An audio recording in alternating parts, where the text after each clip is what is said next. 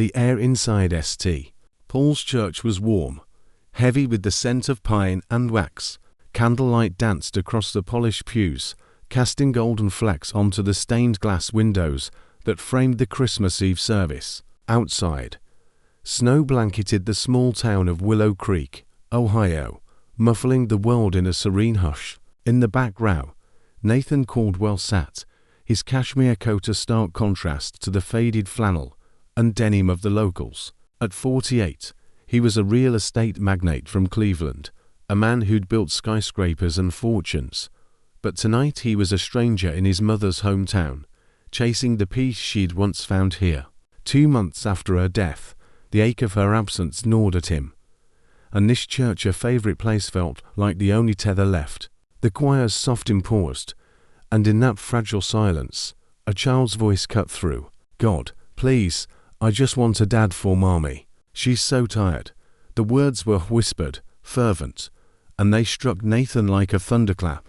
His eyes flicked open, scanning the dimly lit sanctuary. Near the front, a little girl knelt, her auburn curls catching the candlelight. She looked about 5, her navy dress slightly too large, its hem frayed at the edges. One boot was scuffed, the other tied with a mismatched lace. Her small hands were clasped tightly, her face etched with a seriousness beyond her years.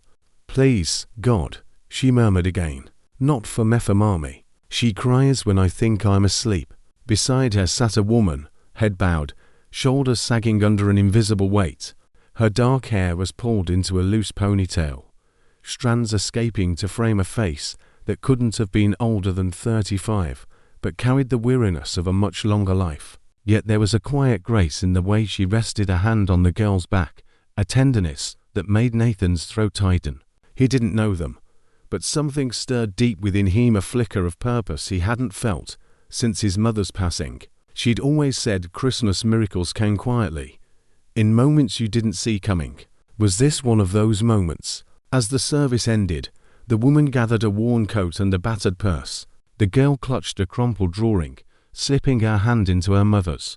They moved toward the exit before the final hymn, their steps silent against the chatter of the congregation.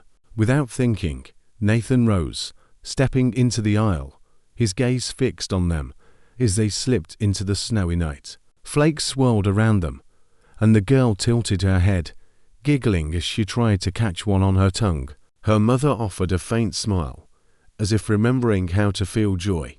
Hand in hand, they disappeared down the sidewalk, their figures swallowed by the storm. Nathan didn't follow.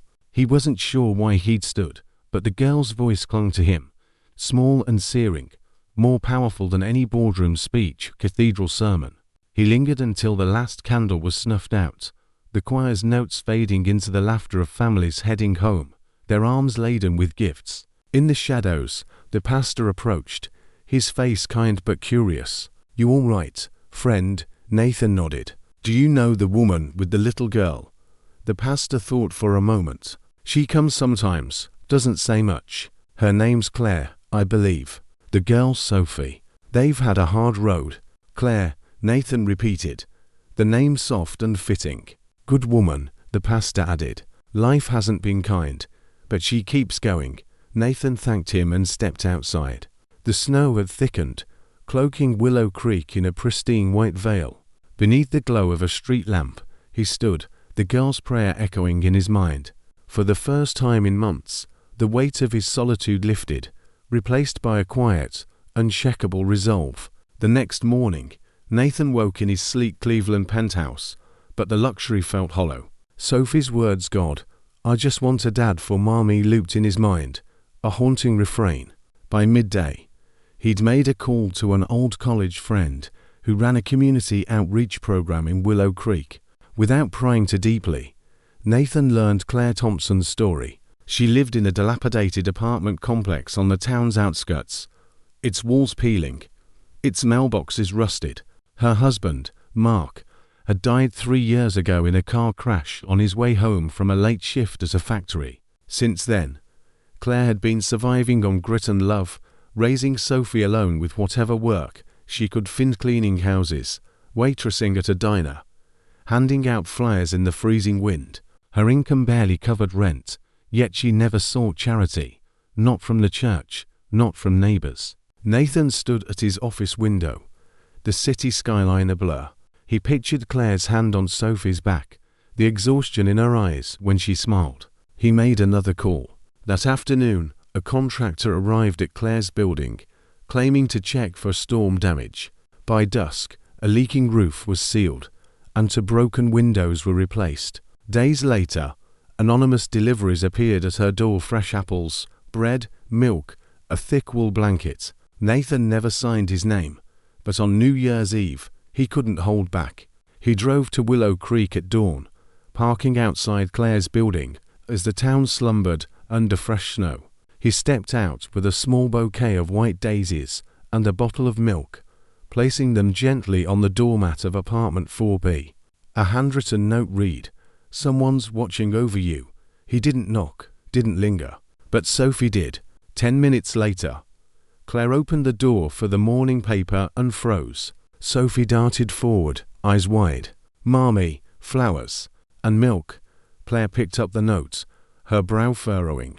"Who left this?" Sophie clapped her hands. "I told you, Mommy. It's an angel from church."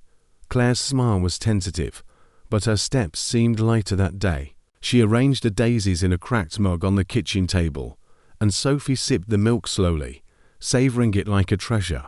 From across the street, hidden behind tinted windows, Nathan watched. Sophie's delight, Claire's quiet wonder as she reread the note, stirred something in him. He'd built empires, negotiated billion-dollar deals, but this was different. This was real, a quiet act his mother would have cherished. Nathan found himself returning to Willow Creek, drawn by a pull he couldn't name. One frigid morning, he spotted Claire at the town's farmer's market, her coat too thin for the biting wind, a small grocery bag in hand. An elderly man slipped on the ice, and Claire dropped her things to help, guiding him to a bench. She returned with a bottle of water and a granola bar from her own bag. When he offered her a few crumpled bills, she shook her head.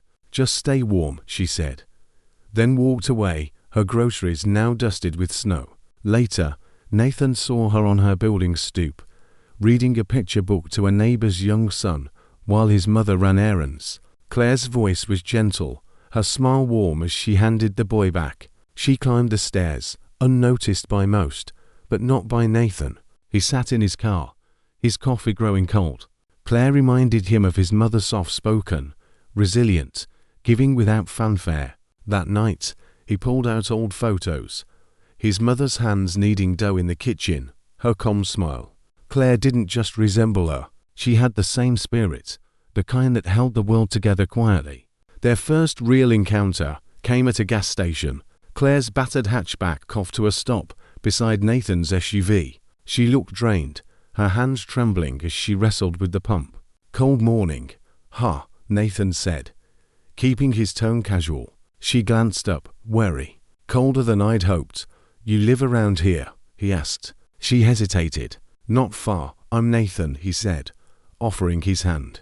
"Claire," she replied, her handshake fleeting. They exchanged a few words, and when Nathan joked about frozen gas pumps, Claire laughed, a bright, unguarded sound that caught him off guard. Weeks later, they met again at the grocery store, Sophie in tow. "You're the man from Christmas Eve," Sophie exclaimed, her eyes sparkling. Nathan chuckled. "Guess I am. Call me Mr. Snow." Sophie grinned, chattering about her stuffed owl, Hootie, and her mom's world-famous oatmeal. Nathan offered to carry their bags. Claire paused, then nodded. But soon after, Claire collapsed at work. 3 shifts in a row. Barely eating, she'd pushed herself too far. The hospital admitted her, but her insurance was inadequate. The bill grew by the hour. When Claire woke, a nurse handed her a note. "Your bill's paid. Anonymous donor." Inside the envelope, "Merry Christmas. Paid in full." Claire stared, her heart pounding. "Who would do this?" she whispered. "Who are you?" The truth crashed like a wave. Claire was restocking shelves at Willow Creek's bookstore, a weekend job, when her co-worker thrust a phone in her face. "Isn't this the guy you met?" A slick business article featured Nathan Caldwell, CEO of Called Well Enterprises. In a tailored suit. The headline: Cleveland tycoon returns to hometown for holidays. Claire's stomach churned. The roof repairs, the groceries, the hospital bill. It was him. She left work early. Her thoughts a tangle of disbelief and betrayal. At home, Sophie was coloring by the window. Mommy, Mr. Snow left a note in my book. He liked my drawing of Hootie. Claire knelt beside her, brushing a curl from her daughter's face. Sophie, Mr. Snow's real name is Nathan. He's very rich, very important, and he's been helping us. Sophie blinked. Because we needed help, right? Claire faltered. Maybe. I don't know. That evening, she found Nathan at the town's coffee shop. Just as she'd suspected. He stood as she approached, but she cut him off. Why didn't you tell me? Her voice shook. You think I'm some charity case. You watched me struggle and threw money at me like I'm your pet project. Nathan exhaled. That's not what this is. Then what? She snapped. You hid who you are. You're Caldwell Enterprises. The name on my hospital bill, the groceries, the flowers. You lied. I didn't lie, Nathan said softly. I just didn't lead with my net worth. Claire's eyes blazed. I don't need your pity. I don't need a rich man feeling sorry for the poor widow and her kid. Nathan stepped closer. I'm not helping because I pity you. I'm helping because you deserve better.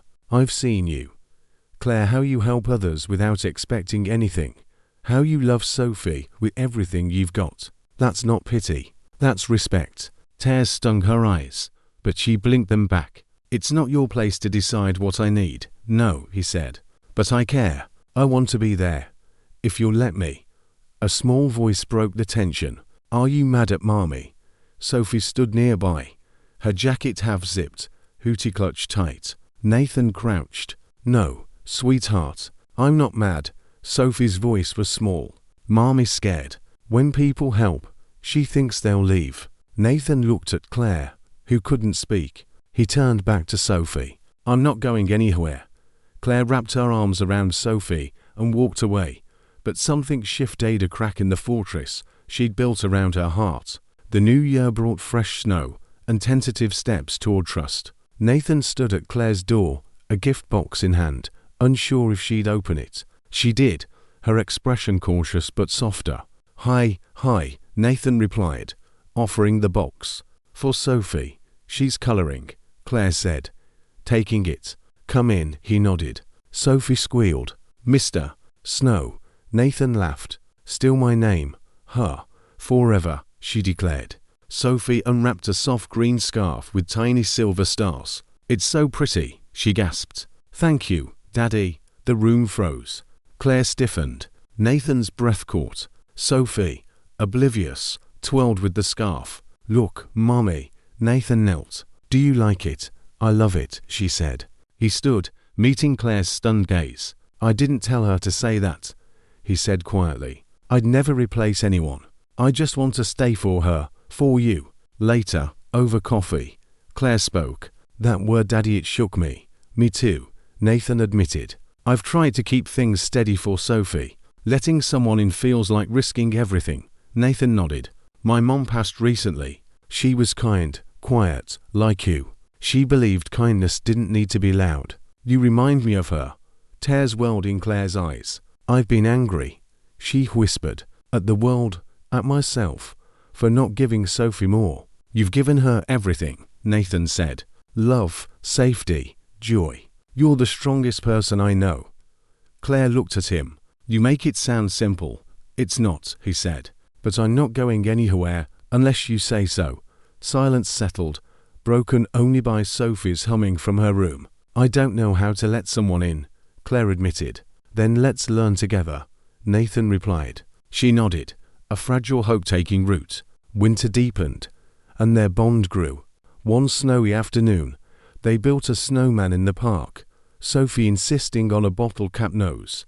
Claire laughed, her scarf Nathan's gift fluttering in the wind. At the ice rink, Nathan held Sophie's hands as she wobbled, then offered Claire his. I haven't skated in years, she said. We'll go slow, he replied.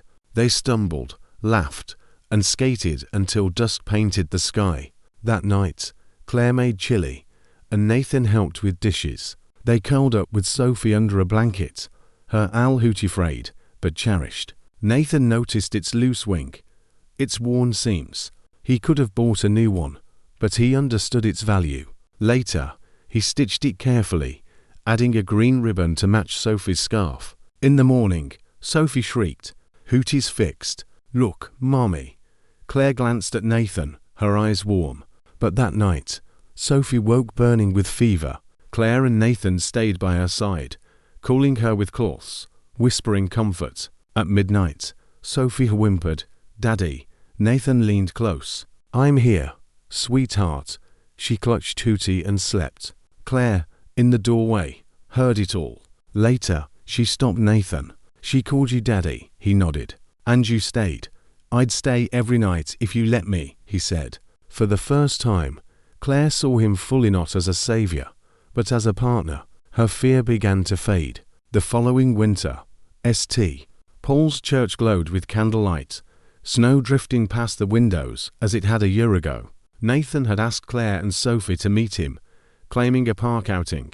"You said we were sledding," Claire teased, stepping inside, Sophie's hand in hers. "We will," Nathan said, smiling. "First, come in." Sophie tugged her forward. "It's a surprise, Mommy." At the front pew, where Claire and Sophie had sat that Christmas Eve, lay a bouquet of white lily. Claire's breath caught. She turned to Nathan, who knelt before Sophie. "Sophie, a year ago, you prayed in this church for someone to love your mom. That prayer changed me. You showed me joy, courage, love. May I be your dad not just today, but for every snowman, every story, every hug." Sophie squealed, leaping into his arms. "Yes." A million yeses. Nathan turned to Claire, still on one knee, and opened a velvet box. Inside was a simple, elegant ring. "Claire, I came here broken, angry at the world. I'd lost my mom, my anchor. Then I heard Sophie's prayer, and I saw you strong, kind, carrying so much yet giving more. You didn't need saving, but I want to stand beside you, build a life with you. Will you let me be your home?" Sophie shouted. "Say yes, Mommy." Claire laughed through tears, knelt, and cupped his face. "Yes," she whispered. To all of it, Nathan slipped the ring on her finger, and they embraced, Sophie between them, as the church bells rang, echoing across Willow Creek. Outside, the town slept, unaware of the miracle within. 2 years later, the scent of cinnamon and cedar filled their new home, a cozy house near St. Paul's. The backyard was Sophie's wonderland, the porch their coffee spot. Sophie thrived, her green scarf ever present, Hootie tucked beside her at night. Nathan and Claire had married quietly, their love a steady flame. Together, they'd founded Snow's Promise, a charity inspired by Sophie's prayer, offering shelter, job training, and hope to single mothers across Ohio. On Christmas Eve, Claire led Sophie to St. Paul's. The pew where Sophie had prayed was empty, candles flickering nearby. Sophie knelt, hands folded. "God, thank you," she whispered. "I got my daddy." Claire's eyes brimmed. Nathan joined them, his hand on Claire's shoulder, a kiss on Sophie's head. Outside, snow fell, but inside, their love burned brighter than any candle. The world wasn't perfect. Claire still carried scars from loss, from years of scraping by. Nathan knew wealth couldn't erase pain, but they'd built something stronger, a family forged in kindness, trust, and quiet miracles. As they left the church, Sophie ran ahead, kicking snow. Claire squeezed Nathan's hand. "We're home," she said. And they were. What did you think of Claire, Nathan, and Sophie's journey? In a world often scarred by violence and injustice, their story shines a light on the power of compassion and trust. Did Claire's anger at Nathan's secrecy feel justified, or was her reaction too harsh? Should wealth influence how we help others, or does it muddy genuine connection? Share your thoughts in the comments. We'd love to hear your perspective on confronting injustice and building hope in our own lives.